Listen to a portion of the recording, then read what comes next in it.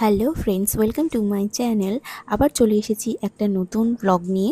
আজ আমি বিকাল থেকে তোমাদের সামনে আসছি, কারণ বিকালে ছিল একটা কালী পুজো ইনভিটেশন, সেখানে যাওয়ার ছিল। তো আমি পরে নিয়েছিলাম চুড়িদার। সেই অনুযায়ী আমি শাড়িটা খুব একটা ভালো গুছিয়ে পরতে পারি না, মানে একদমই পারি না। ধরো শাড়ি পরানোর জন্য মামুনিকে ডাকতে হয় নিচে থেকে, তো মামুনি এসে আবার শাড়ি পরিয়ে দিতে অনেক ঝামেলা। তো সেই কারণেই মামুনি বললো আর শাড়ি পরতে হবে না, তুমি চুড়িদার পরে ফেলো।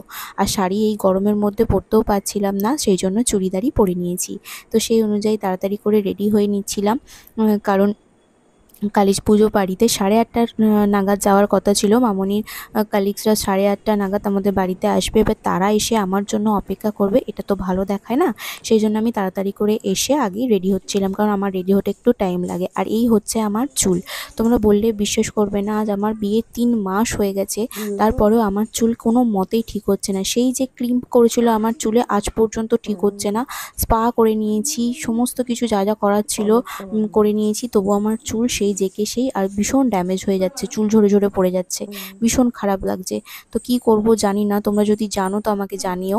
তো তারপর এইভাবে করে রেডি হয়ে গিয়েছিলাম আমি, সময়ের আগেই লাকিলি রেডি হয়ে গিয়েছিলাম। তারপর নিচে এসে দেখি মামনিও রেডি হয়ে বসে আছে।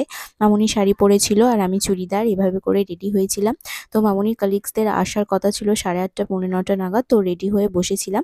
তারা আসার পরেই বেরিয়েছিলাম কালী পুজো বাড়ি।